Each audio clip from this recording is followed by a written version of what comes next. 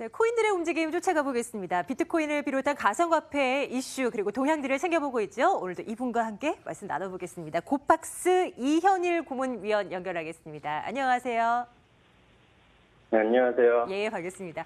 오늘의 코인들의 움직임은 어떨까요? 어제는 사실 일제히 상승불이 좀 들어왔었는데요. 오늘은 일제히 또 눌림이 나옵니다. 비트코인이 817만 원대까지 밀려서요. 1% 넘는 조정을 받고 있는 상황이고요. 이더리움도 한번 볼까요?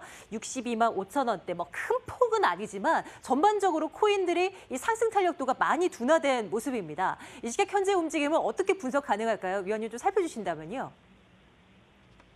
예, 지금 이 쿼터 말을 앞두고 여러 코인들이 개발에 집중을 하고 있습니다. 그래서 큰 움직임을 보일 만한 뉴스가 없어서 계속해서 옆으로 움직이고 있는 것을 볼 수 있습니다. 전반적으로 좀 약세를 보이고 있고 일부 시빅이나 모비우스 등등의 일부 코인들만이 상승세를 좀 보여주고 있는 그런 흐름입니다. 코인들의 좀 영향을 줄 만한 이슈들은 무엇이 있을까요? 오늘 블록체인과 관련한 이슈가 하나 잡혀 있던데요. 요거 좀 챙겨보도록 할게요. 중국 시진핑 주석이 공개석상에서 처음으로 블록체인과 관련한 언급을 했는데 긍정적인 얘기였습니다. 블록체인, 경제 돌파구를 마련할 기술이다. 사실 블록체인과 관련해서는 각국의 수장들이 긍정적인 뷰들을 많이 내놓곤 했는데 조금 더 들여다볼까요? 위원님, 어떤 점을 우리가 주목하면 좋겠습니까? 네, 중국은 지난 5년간 여러 차례 암호화폐 시장을 죽인다고 해서 인터넷에 풍자하는 만화가 많이 올려졌습니다. 하지만 세계에서 가장 큰 거래소 중 하나인 바이낸스 등 여러 암호화폐 거래소가 있을 뿐만 아니라 비트코인 채굴장이 많이 있습니다. 최근에는 1월 초에 비트코인 채굴 전면 금지한다는 소문이 떠돌아 화제가 됐었는데 그러나 어제 중국의 국가주석 시진핑이 중국 과학원 주최 연례 학술 컨퍼런스에서 블록체인이 중국 경제 개혁의 돌파구 될 혁신 기술이라며 처음으로 지지 의사를 밝혔습니다. 중국은 지난주 중앙행정부인 중국 국무원이 그 블록체인 개발을 촉구하는 최우선 수준의 국가 행정명령을 내렸고 앞으로도 블록체인과 암호화폐 기술 개발에 박차를 가할 것으로 보입니다. 또 전 세계 영향력이 상당히 큰 이 중국 쪽에서 움직여준다면 다른 국가로도 또 이제 코인들의 시장으로도 좀 영향을 주지 않을까라는 생각을 해보게 됩니다. 매일매일 이 시간을 통해서 코인들에 대한 움직임 그리고 주요 이슈들을 고박스와 함께 생각을 해보고 또 이야기를 들어봤는데요. 오늘 정말 아쉽습니다, 위원님. 오늘 이 코인 캐치가 마지막 시간이라고요. 마지막으로 우리 투자자분들에게 당부의 말씀 좀 한마디 주신다면 어떤 이야기를 해주고 싶으십니까? 네, 19세기 말에 뉴욕과 런던에 말똥 문제가 있었습니다. 뉴욕만 해도 10만 마리의 말들이 하루에 약 100만 킬로의 똥을 쌌고 일하는 말들은 수명이 3년 정도밖에 안 돼서 죽은 말을 치우는 것도 큰 문제였습니다. 당시 런던의 타임스 신문은 50년 후엔 런던의 모든 거리에 말똥이 약 3m 정도 쌓여 있을 것이라고 예측했습니다.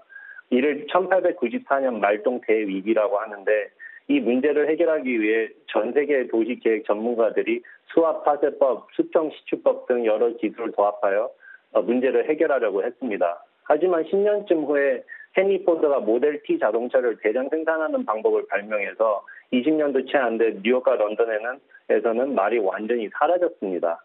이 이야기에서 헨리 포드의 모델 T 자동차의 등장이 블록체인의 등장과 흡사합니다. 2008년 전에는 전 세계의 은행, 투표 그리고 인터넷마저도 중앙관리 시스템으로 만들어져 있었습니다. 중앙관리 시스템은 한 기관 또는 기업이 그 서비스에 대한 모든 정보를 다 갖고 있어서 그 한 곳만 뚫으면 시스템이 무너지기 때문에 끝없이 보완을 해야만 했고 서비스를 이용하는 사람들에게는 불투명한 시스템을 마케팅과 브랜드로 신뢰를 대신 샀습니다. 하지만 2008년에 비트코인이 만들어지고 블록체인이라는 분산된 시스템이 이 모든 걸 바꿔놨습니다. 블록체인 기술은 외계에서 왔다 혹은 미래에서 왔다고 할 정도로 획기적인 기술입니다. 여기서 암호화폐는 블록체인의 무궁무진한 쓰임새 중 하나일 뿐인데 암호화폐 또한 무한한 형태를 가질 수 있습니다. 현재 암호화폐가 대중적으로 쓰이려면 소태의 산발처럼 균형을 잘 이루어야 하는데 그 산발은 분산성, 안전성, 그리고 확장성인데 아직 그 균형을 못 잡은 상태입니다. 하지만 지금 암호화폐 찾아보시면 이더리움, 비트코인 외에도 1,600개 이상 나오고 현재 개발 중인 암호화폐까지 포함하면 빙산의 1더하기일 뿐입니다. 이 모든 암호화폐들이 각각 나름의 균형을 잡고 실용성을 구현하고자 하고 있고 2년 전만 해도 불법 활동에만 쓰인다고 생각됐던 암호화폐가 이제는 전 세계 정부와 대형 금융기관들이 관심을 끌고 이제는 서로 앞서가려고 다투고 있습니다. 10년 후에는 결국 전 세계 사람들이 분명 암호화폐를 이용하고 있을 것이라고 확신합니다. 그때는 우리가 지금 생각하는 화폐, 곧 돈이라는 개념은 완전히 달라져서 몇몇 대형 은행들이 관리하는 게 아니라 개인이 완벽한 통제권을 가지게 될 것입니다. 이런 역사적인 순간에 눈앞에 작은 이익에 눈이 멀어 문을 닫는 거래소들을 보면 왜 고팍스 같은 거래소가 더욱더 올바른 본보기가 되어야 하고 암호화폐 시장의 발전에 박차를 가해야 하는지 더욱더 강하게 느껴집니다. 저희가 이 방송을 시작하게 된 이유는 거짓 정보와 가벼운 소문이 잦아 혼란스러운 이 암호화폐 시장에서 각 암호화폐의 특성을 분석하고 정확한 정보와 뉴스를 해설해 드림으로써 현명한 투자에 기여하고자 하는 바람과 암호화폐 투자 또한 주식에 투자 등 다양한 기업들 중에 선택해서 투자하는 것과 마찬가지라는 점을 보여드리고자 함이었습니다. 현재 우리나라가 세계 암호화폐 투자의 선두를 달리고 있는데 앞으로도 계속해서 우리나라가 암호화폐 리더가 되도록 열심히 공부하시고 현명하게 투자해 주시기 부탁드립니다.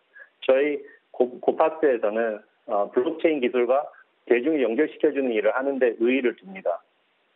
현재로서 블록체인 기술은 금융, 더 정확히는 화폐 모델에 집중되어 있어 거래소를 하고 있지만 앞으로 블록체인 기술이 발전하고 그 실용성이나 접근 방식이 진화해 감에 따라 또 이를 대중과 연결시켜주는 다양한 제품, 서비스, 사업을 계속해 나갈 것입니다. 많은 응원 부탁드립니다. 그럼 네. 미국 실리콘밸리에서 이현일이었습니다. 네.